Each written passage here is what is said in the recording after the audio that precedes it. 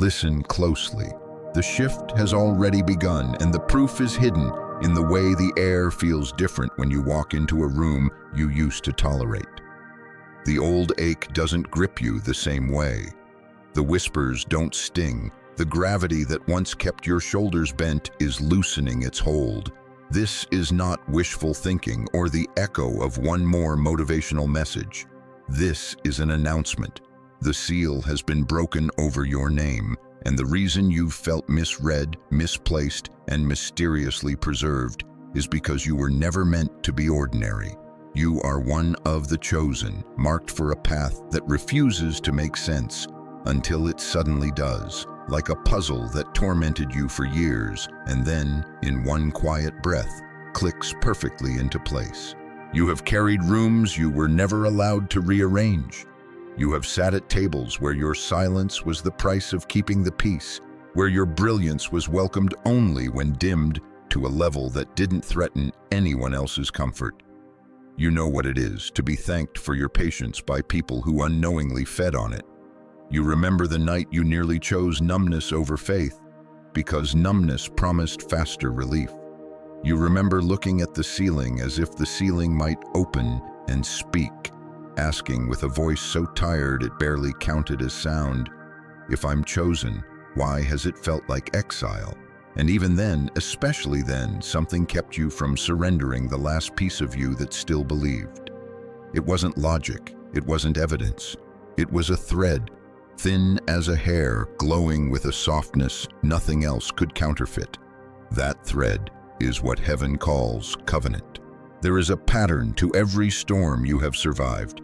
Notice how they always started the same way.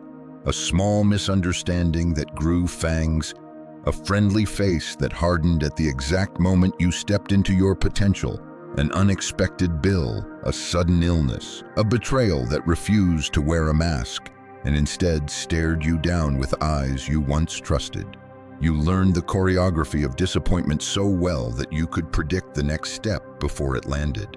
Yet somehow, after every blow, some crisp corner of your soul stayed ironed, untouched by the wrinkles and the mud. That corner is the signature of the one who kept you. It is why some people were puzzled by you and others were offended. They sensed you had been preserved for a day they could not schedule. When you were younger, you asked for favor and imagined applause. What you received was training, not the kind anyone advertises, the kind that teaches you to stand when the music stops, to breathe when the room tilts, to keep your voice steady when the conversation turns against you.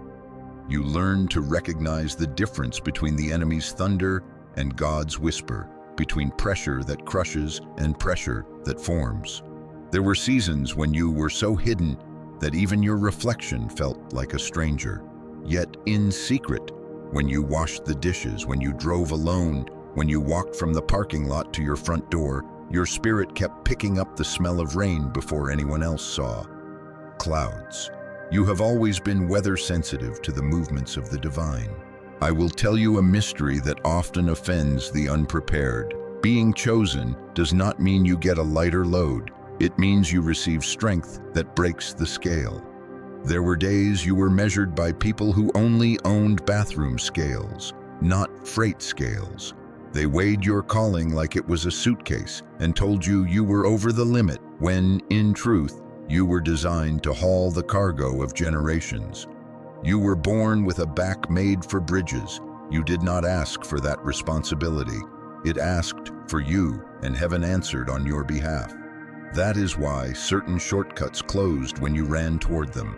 That is why some temptations didn't even taste right in your mouth. That is why the same poison that paralyzed others only sharpened your discernment. There is a clarity coming to you that feels like sunrise in slow motion, every degree brighter, revealing the furniture inside a room you have always lived in but never fully seen. You will recognize patterns that used to confuse you and call them by their true names. You will remember conversations you thought were random and realize they were rehearsals. You will revisit old grief with hands not empty but wise, not to stay there, not to make a shrine of what hurt you, but to collect what was buried with you. the gifts you dropped when you were forced to crawl through narrow places. Even your tears have changed. They do not fall from the same well anymore. These are not tears of helplessness. They are the thaw after a winter that tried to claim a permanent address in your chest. You have felt it in the strange timing of provision, in the text you received at the exact minute you planned to give up, in the job that fell through only to spare you from a trap you would have called an opportunity. You have questioned your sanity, wondering whether you were reading too much into coincidences. But coincidence is a word our culture uses when it doesn't have the courage to say providence. Pay attention to the choreography of what is aligning around you. The roads do not part for pedestrians. They part for those carrying assignments. You are not merely walking. You are escorting something sacred through hostile land, and that is why the terrain has been so loud. Your presence announces instructions to the earth. You are different, and not because you tried to be.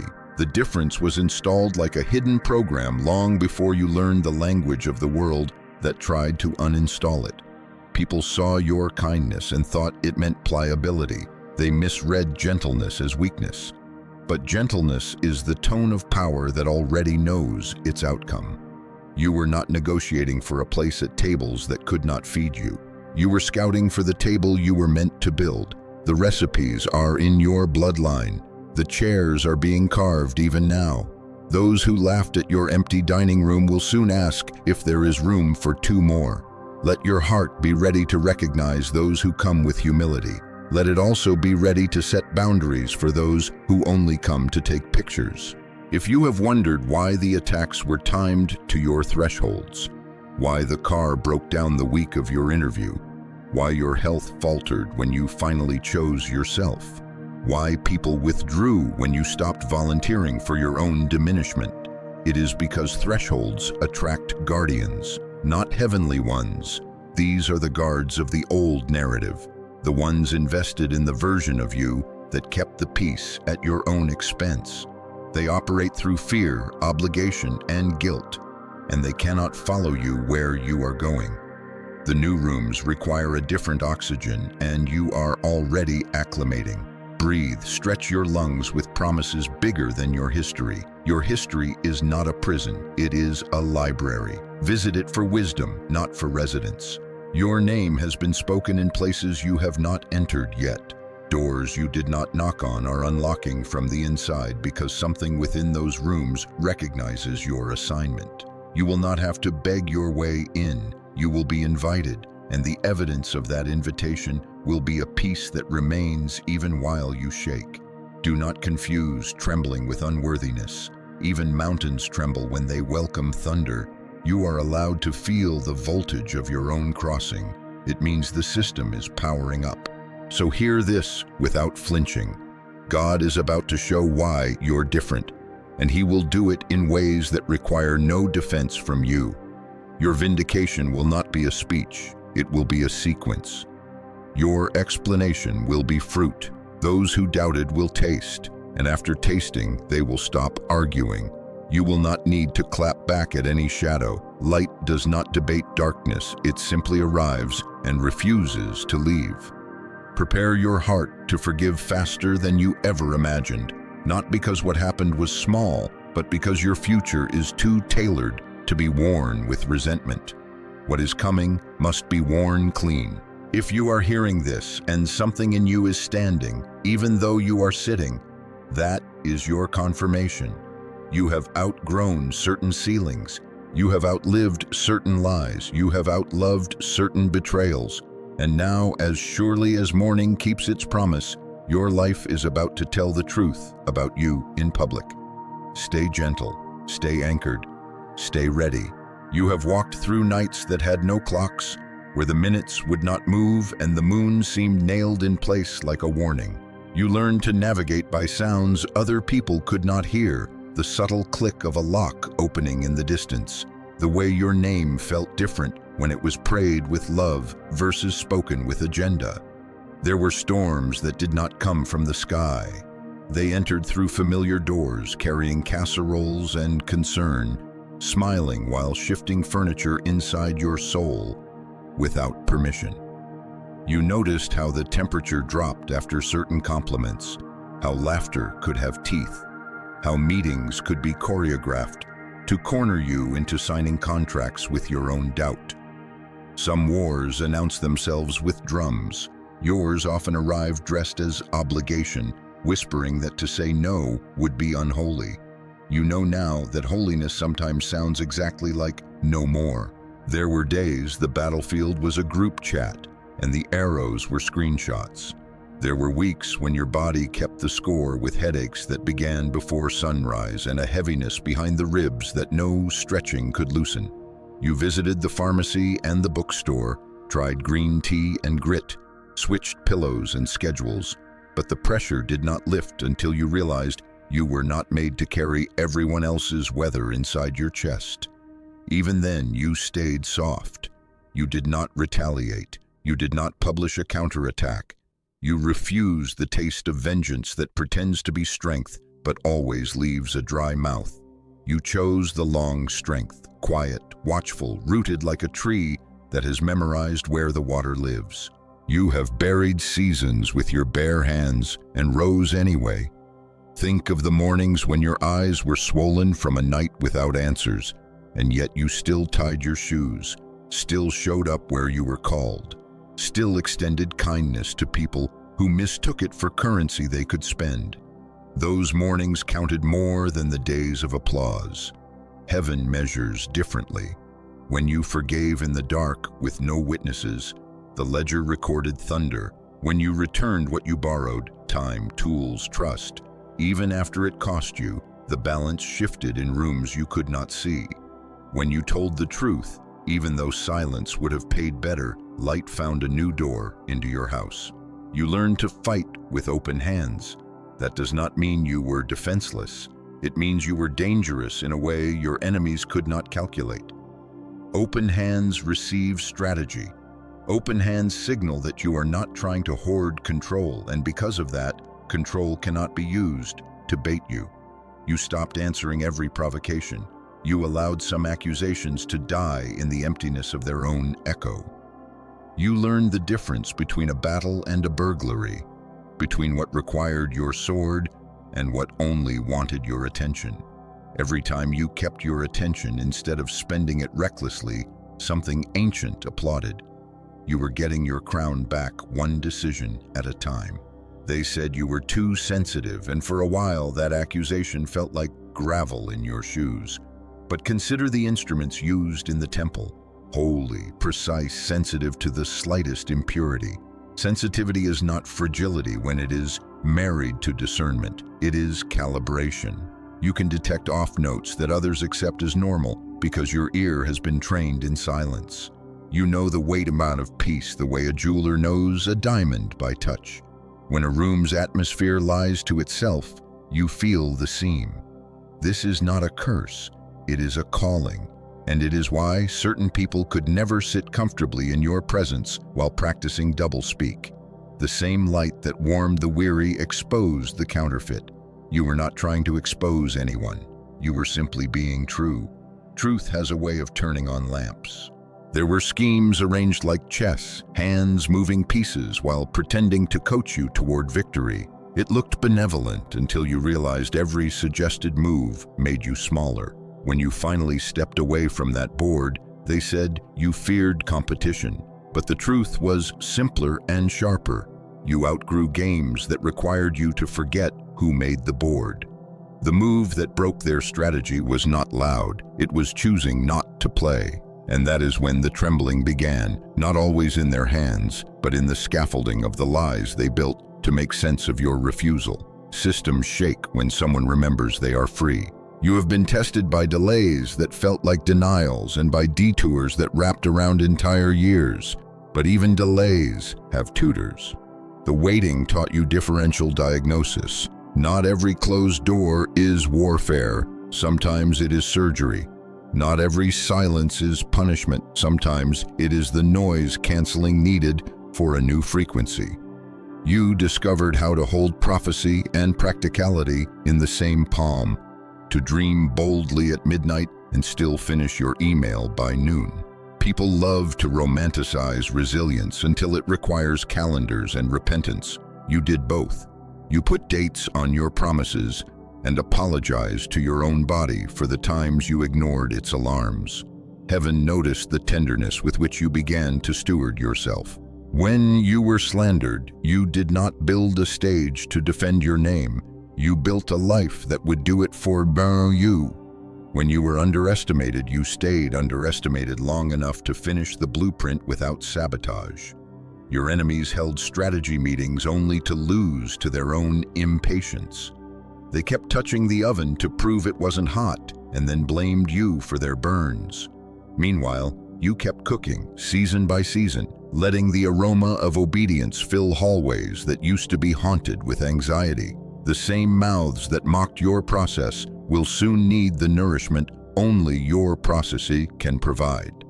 Do not be surprised by the sound of new humility knocking, but also do not forget the arithmetic of boundaries. Mercy and math can live together.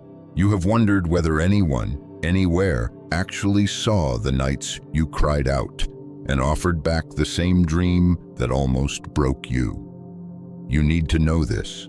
God saw everything, not in the cold way of security cameras, but with the intimacy of a father who counts the breaths between sobs and translates them into petitions. He saw the email you never sent because it was written from a wound, the comeback you swallowed to keep your heart clean, the money you gave that no one clapped for, the chores you did after midnight so your children would wake up to a gentler world. He saw you pray for those who tried to harm you, and he could tell the difference between the prayer you prayed to be polite and the one you prayed because you meant it. There was a tremor in hell the night you meant it. The rising has already started. You are simply learning its cadence. Don't expect the soundtrack of your ascent to sound like everyone else's. For some, it will be trumpets. For you, it may be the click of keys, the signing of documents that restore what was taken, the soft slam of doors that used to be closed, now latching behind you because you've moved through. Your adversaries feel this in their bones, even if their mouths refuse to admit it. They watch you and call it luck, because calling it favor would mean acknowledging a giver. But their vocabulary is not your verdict. The ground beneath their arguments is softening. What stood against you has lost its permissions. And yet, hear me, your rise will not require anyone's fall. If some structures collapse, it will be because they were built on fear and needed your absence to reveal their own rot. Your testimony is not, I destroyed them, but I outlasted what was never true. The new visibility coming to your life is not a spotlight for ego. It is a lighthouse for those drowning where you used to sink.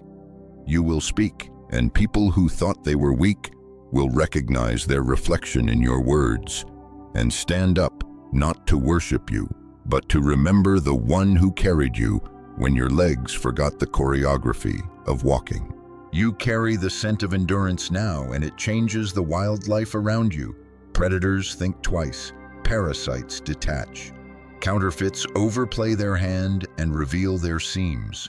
The valley that once echoed with accusations has begun to echo with announcements. Deals that excluded you will begin to require you. Rooms that muted you will recalibrate their microphones to your tone. Even your footsteps will sound different to you, less apologetic, more precise. You are not rushing, you are not dragging. You are keeping time with a metronome set in heaven. So take this as confirmation written in the language of your own history. You have passed the examinations no one saw you take. Your scars have become signatures. Your boundaries have become bridges.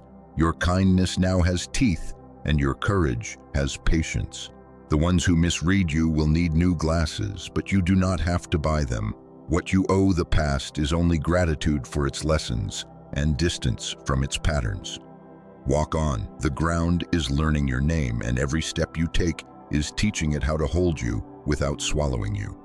Those who hoped you would vanish are hearing something under their feet that sounds like a verdict. It is. It says the one they counted out is counting blessings, and the count has only begun. Top of form. Justice is not late. It is precise, and it moves now like sunrise, slow enough to be undeniable, bright enough to expose what thought it could hide beneath respectable shadows. What was plotted in corners is being dragged to center stage by a hand no human power can stop. Hear it without fear. God is about to reveal justice publicly, not as a spectacle of humiliation, but as a demonstration of order restored. The point is not your enemy's embarrassment. The point is your assignment's vindication. There are verdicts that must be read aloud for the sake of those watching from the balcony, the ones who learn to doubt their own discernment, because smooth talkers rehearsed a story that sold well for a season.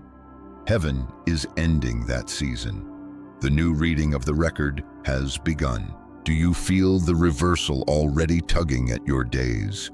The same doors that once stuttered when you knocked are swinging because the hinges have been oiled with tears you thought were wasted. The ledger is balancing in plain view, and the arithmetic will be so elegant that even those who dislike you will respect it. There is a returning of what belongs to you, opportunities mislabeled as not a good fit, conversations where your ideas were borrowed without credit, relationships where you paid in full and received in fractions. Watch how restoration moves. It rarely uses the same route theft did. It may come from a different city, a new contact, an unexpected email sent at an hour that feels like a wink. Do not stare at the old gate like a widow at a sealed tomb. Your name is being read at another entrance. And to the part of you that is bracing for disappointment out of habit, let this be healing. You are not cursed, you are curated. That ache you carry around your ribs like a ghost hand, let it loosen. You had to learn the difference between justice and revenge so that when justice arrived, you would not contaminate it by demanding a spectacle. You are ready now. You can accept public vindication without needing anyone to be publicly shredded for sport. Your heart has graduated. The proof is that you can pray for truth to prevail and still mean it even if it requires you to forgive again. Forgiveness does not erase the boundary, it empowers it. You can love and locate at the same time. No more invitations to tables that need your silence to function. There will be announcements. Some will be formal, contracts signed, titles updated, apologies typed with trembling fingers and careful punctuation. Others will be informal, the way someone who once dismissed you suddenly uses your language as their compass, the way a city that ignored you begins to treat you like home, the way your children or your students ask questions that prove hope is hereditary. You will not need to play curator for your own reputation. The truth has its own publicity department, and right now it is running a full campaign. Let the campaign do its work. Resist the urge to footnote your life with explanations. Footnotes are for scholars. You are a living text, and the author is reading you aloud. If you are tempted to minimize what is coming because you have been taught to shrink as a form of politeness, breathe. False humility is a mask fear wears to stay employed. Real humility is agreement with reality. Agree with the reality that God is elevating you for service, not spectacle. Agree with the reality that your voice restores order when you speak inside your lane. Agree with the reality that some assignments require visibility because hiddenness would starve the people assigned to your fruit. Refusing to be seen is not modesty when your visibility is someone else's map. Stand where you are placed. Become legible. You will see a pattern of returns, time redeemed, honor restored, peace reinstalled like a new operating system that refuses old malware. There will also be a rerouting of resources. Money that once leaked from the cracks of chaos will begin to hold because your house has been re-insulated with wisdom. Your calendar will tell the story. Margins where panic used to live. Sabbaths where guilt used to bully. Study where doom scrolling used to nibble your hours into crumbs. Even your body will hear the verdict. Muscles that learn to flinch will relearn the language of safety. Do not apologize for feeling better. Healing does not owe sickness a manifesto. To the ones who wronged you and now fear your rise, hear this too. The justice coming does not make you a villain unless you insist on being one. Perhaps your part is to repent, to release what you hoarded, to tell the truth you muted. If you are brave enough to bow, you will find mercy standing in the same room as justice, and the two are not enemies. To the one who was wronged, receiving restoration does not require you to reenact the pain. Let restoration be efficient. Let it arrive like a delivery you sign for with steady hands. Let it set the house in order without you giving a tour of every room where you once wept. Your tears have already briefed heaven. The court is adjourned. And now let me place a hand on your shoulder the way a mentor would and speak plainly about your victory. It is not fragile. It is not a balloon floating at the mercy of sharp words. It is masonry. It has weight, corners, and measurements. It will bear the load of others leaning on it. Your testimony will not be the loudest sound in the room because it won't need to be. The fruit of your life will muffle arguments.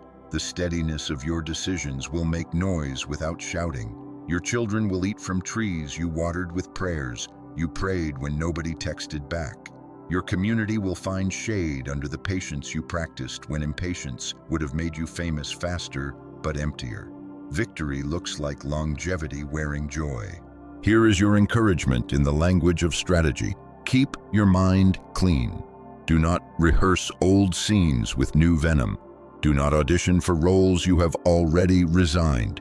Do not keep receipts you never planned to cash. When praise comes, and it will, treat it like weather. Notice it, enjoy it, but do not build your house out of it. Keep building out of obedience, which never rots, never molds, never goes out of style. Stay teachable in your triumph. Invite feedback that makes you wiser. Choose teams that love the mission more than the attention. If you must choose between speed and solidity, choose solidity. Real influence can survive slow. You are stepping into rooms that fit you, and your posture will tell the truth. No stooping, no over-explaining, no apologizing for occupying the space that was cut to your measurements long before you learned your own name. When the moment arrives, and it is arriving, you will know it because the peace will outnumber the butterflies, and even the butterflies will fly in formation. Let God handle the choreography of those who watched you from the shadows with plans to sabotage. Their hands are already full of their own undoing. You focus on the assignment, to build, to bless, to become a signpost that points beyond yourself. So here is your proclamation, clear and final. You win. Not by luck, not by loophole, not by silencing others so your voice can echo, but by alignment. Heaven is siding openly with what it already whispered to you in private. The banner over your season is not maybe, not almost, not if they allow it. The banner is done. Walk in it, talk in it, plan in it, and if this word burns like confirmation in your bones, seal it with an act of agreement. Speak out loud where you are. I receive justice. I receive restoration. I receive my assignment without fear. Then, because this message is not just for you, become a messenger. Share it with someone who is where you were. Drop a comment naming the promise you're standing on, and subscribe so you keep traveling with a community that refuses the old lie that you're alone. Lift your hands if you can. Lay your hand over your heart if you cannot. Whisper thank you. The verdict has been read, and your life is about to read it back to the world. There is a reason the pressure always spiked at the exact moment you started to choose yourself, and it wasn't random cruelty or cosmic glitch. When a life is seated on purpose, it becomes a mirror that reveals everyone else's relationship with purpose. Some people look into that mirror and remember their own assignment. They are warmed by it, clarified by it, drawn to build alongside you. Others look into that same mirror and see their deferrals, their bargains, the rooms where they traded birthright for approval. Envy is simply grief that refuses to confess itself as grief, and it goes hunting for something righteous to blame. Your progress gave language to their delay. Your boundaries startled their entitlement. Your peace made their chaos sound loud. That is why the arrows found you at intersections, why the gossip chose rush hour, why the critique arrived dressed in concern. You became a weather front, and weather fronts don't ask permission before the pressure changes. We tend to imagine opposition as a singular villain, but this season taught you the ecosystem of resistance. There is the conscious saboteur who knows exactly what they're doing and still performs innocence. And there is the unconscious saboteur whose wound is steering the wheel while their mouth makes promises their character cannot keep. Both hurt. Only one is strategic. The strategic kind studies your patterns and looks for the seam where you crave belonging. The unstrategic kind bumps into your mission out of clumsiness and fear, then blames you for bleeding. Learning to tell them apart is one of the paradoxical laws of rising. Compassion without confusion. You can be tender toward the brokenness in a person while being exact about the damage they are doing. Mercy does not require proximity. Forgiveness does not require access. The paradox deepens. Love tells the truth, and sometimes the truth is a locked door. Another of heaven's paradoxes is that elevation attracts pruning at the same rate. More visibility, fewer voices, wider influence, stricter diet. That is not punishment, it is physics. The higher a structure is raised, the more precise its tolerances must be, or the wind will make it sing off key. You asked to be used, and you were honest about it. Heaven took you seriously. So the old indulgences that never seemed to matter, lazy words, chronic lateness, friendships based on nostalgia, started to cost more than they used to. The math changed. This is why certain invitations that once felt flattering now feel like fatigue in disguise. You are not too good for anything. You are too assigned for everything. The appetite of your calling is being recalibrated, and your no has finally learned to be loyal to your yes. Let's name the psychology of those who resisted your shift without demonizing them. For some, your growth threatened the economy of a relationship built on your containment. If your light stayed dim, their myth of superiority could live rent-free inside both of you. When you turned the dimmer upward, their nervous system registered danger, not because you harmed them, but because their belonging had been negotiated with a counterfeit currency, your smallness. Others feared abandonment masquerading as tradition. They used familiar phrases to bind you to a version of you that made them feel safe. "We've always done it this way" is often just, "I'm scared you'll leave me if you change." You can hold their fear in compassion without renting your future to it. The final group were true adversaries. They sensed the weight of what you carry and tried to co-opt it early or discredit it before it fully bloomed. The antidote is the same for all three: clarity, consistency, and clean exits. A further paradox: your enemies were involuntary tutors. Their pressure forced you to index your values. Their misreadings made you study your own sentence until you could recite it without stutter. They cornered you into precise prayer, and precise prayer is the birthplace of precise strategy. All the detours they engineered to waste your time became endurance training you would have skipped if comfort had been your coach. When you look back with clean eyes, you will see the hand of God threading even their plots into your preparation. This is not to romanticize harm, it is to refuse it, the last word. Evil's favorite lie is that it authored your strength. It did not. It merely discovered it late. A law you felt before you could name it is the law of hiddenness and release. Hiddenness is not anonymity. It is apprenticeship. It is the season where heaven lowers the volume on external validation, so your inner ear can learn the frequency of assignment without static. In hiddenness, applause is replaced with alignment. Then, when release comes, you are not allergic to visibility, because you didn't build your identity on being unseen. You built it on being true. Hiddenness taught you to separate usefulness from audience size, to measure success by obedience, not by metrics that can be manipulated. This is why your rising will be oddly calm. You do not need fame to prove function. You need function to steward impact. Fame, when it arrives, will sit in the passenger seat with its seatbelt on. Consider, too, the law of seeds and seasons, which polite modern life tries to skip with overnight shipping. A seed must be buried before it can be seen. Burial and planting feel identical from inside the soil, dark, cramped, silent, until the push begins. You interpreted long months of quiet as burial when they were planting. The distinguishing mark was the covenant. You could still smell even when your eyes saw nothing. And then there is the law of thresholds. Every threshold carries a test that resembles the pressure of the past, with a new exit sign. Passages ask, will you repeat the old compromise at a higher pay grade, or will you walk clean into the room prepared for you? Passing the test does not mean you never feel the pull. It means you prioritize the promise. Let's analyze the internal mechanics that kept you from collapsing. You learned to metabolize criticism and praise without malnutrition. Criticism became data, not destiny. Praise became weather, not architecture.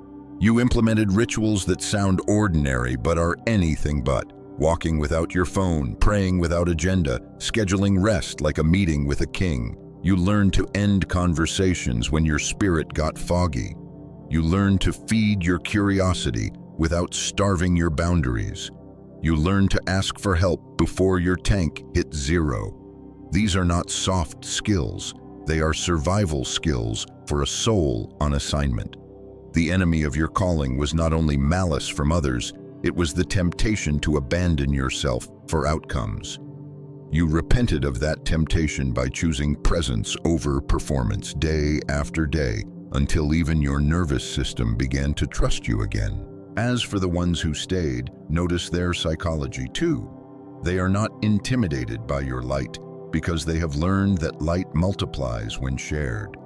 They correct you without shaming you, celebrate you without using you, and pray for you without broadcasting you. You will build with such people. The paradox here is that your circle gets smaller while your reach extends further. That is healthy. Assignment is not a crowd activity.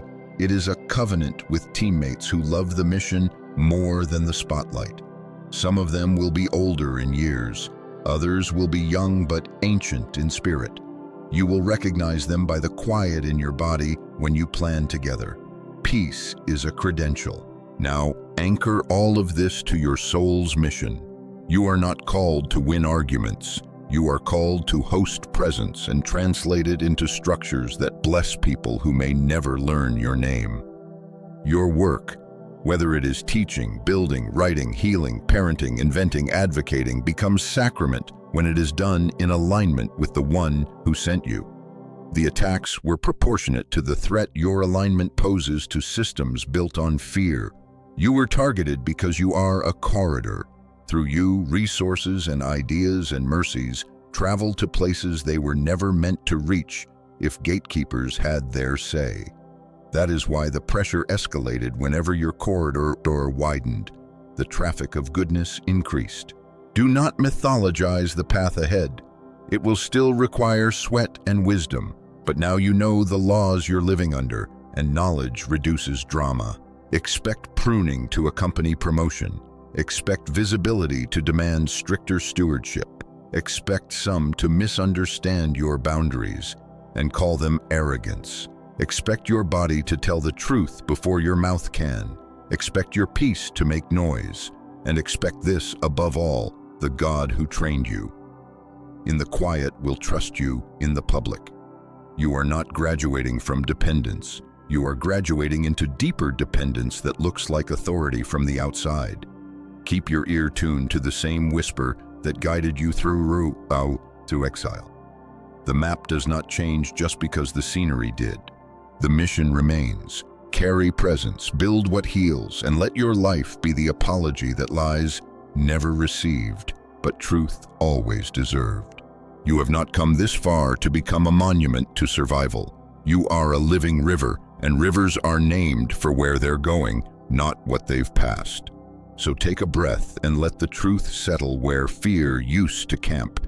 You are the chosen one, not chosen to be above anyone, but chosen to be unshakably aligned, chosen to carry presence without theatrics, chosen to bless without bargaining your soul away. The marks on your life are not stains, they are seals. The delays were not curses, they were calibrations. The misunderstandings were not verdicts, they were filters clearing the room until the right listeners could hear you at the right volume. Everything that tried to make you smaller has been redeployed as scaffolding for a life that can carry weight without wobbling. You will notice it in ways that are almost domestic in their simplicity. Keys will turn easier in locks that used to stick. Conversations that once demanded preparation will unfold with a peace that feels like a well-made chair receiving you. People you were meant to love from a distance will finally feel like far enough, and your heart will stop sprinting after what was never yours to escort. Work will still be work. Sweat has not been outlawed, but the grain will be with you now, not against you, and that difference will save you years. Your mind will open like a window that had been painted shut, and the breeze that enters will smell like rain and old promises kept. Some mornings you'll catch yourself smiling before your eyes fully focus, and you'll understand. Joy is not an event anymore, it's your climate. Expect beauty to return in embarrassingly specific ways, as if heaven were showing off on purpose. A long-lost photograph surfaces at the hour you needed a reminder. A doctor's report reads like punctuation at the end of a season that spoke in diagnosis. A debt clears without fanfare and frees a room in your calendar where you didn't know the light felt trapped. You'll overhear your own child, or the student you mentored, or the neighbor you always greeted when no one else did, repeating a phrase you thought nobody noticed, and you will realize how faithfully your ordinary has been preaching. What you model quietly will travel farther than what you announced loudly. That has always been your way, and now it will be amplified on purpose, not by accident. Do not be afraid of the good that is coming, because it is good. You are not waiting for the other shoe to drop. You are learning to walk without shoes on holy ground. There will still be days when your body remembers old alarms and hums with last year's electricity. When that happens, be kind to your cells. Sit down, place a hand on your chest. Tell yourself the truth slowly until your breath agrees. We are safe, we are sent, we are supplied. You do not owe adrenaline any more rent. You owe your future consistent rest and steady choices. If a door closes loudly, do not flinch. Praise the clarity.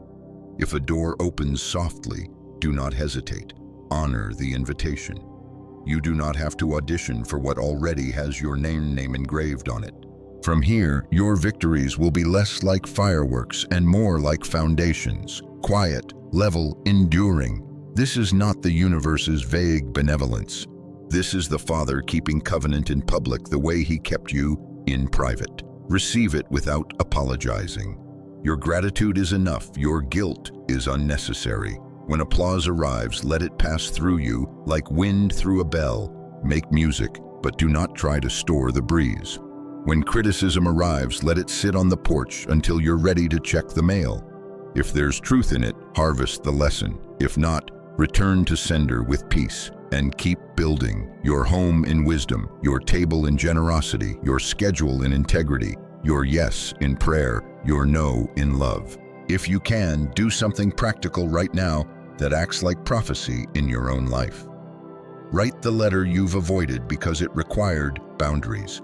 Register for the class you've delayed because you needed permission. Set the budget that proves you believe money is a tool, not a tyrant. Clean the corner of the room that grief used as a storage unit. Plant something, an herb in a pot, a tree in a yard, a plan in a calendar, and bless it every time you water it. These small obediences are the bricks of a fortress joy recognizes. And now let your spirit answer a call. Put your hand on your heart and say it out loud, even if it's a whisper. I agree with heaven's story about me. I return every borrowed identity. I receive the yoke that fits and the peace that stays. I bless those who blessed me, and I release those who used me. I forgive faster than fear can bargain. I choose the path that keeps my soul alive. I am different by design, and I will be faithful with the difference. If tears come, let them. If laughter erupts, don't stifle it. If silence is all that arrives, sit in it like a cathedral and listen to the echo of your own yes. You are not stepping into a spotlight. You are stepping into your right size. People will call it favor because they cannot see the hours.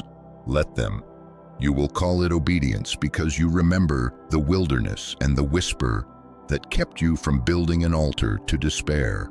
From this day, walk with an ease that does not skip discipline, with a boldness that does not violate gentleness, with a confidence that leaves room for correction. Surround yourself with those who rejoice in your fruit and challenge your roots. And when fear tries to hire you again with a contract that looks suspiciously like your old life, send it a copy of your peace-filled calendar and let the silence be your refusal. Before we part for now, do this with me. Breathe deeply, slow in, slow out. And as you do, name 3 things you are grateful for in this very moment. Hold them like lanterns. Then, if this word resonated in your bones, stay connected. Leave a comment declaring one promise you're standing on. Share this with someone who needs to remember that hiddenness is not exile. Subscribe if you haven't, not as a transaction, but as a commitment to travel together in a community that practices real hope. And if you'd like, whisper a prayer with me. Lead me, and I will follow. Correct me, and I will listen. Bless me, and I will bless. Use me, and I will be faithful. Amen.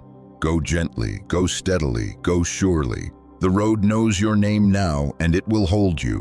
What you carry will not be dropped. What you build will not be in vain. And when you hear the quiet thunder of justice resting over your days, you will smile the way the sun smiles at morning, without hurry, without apology, without fear. Until next time.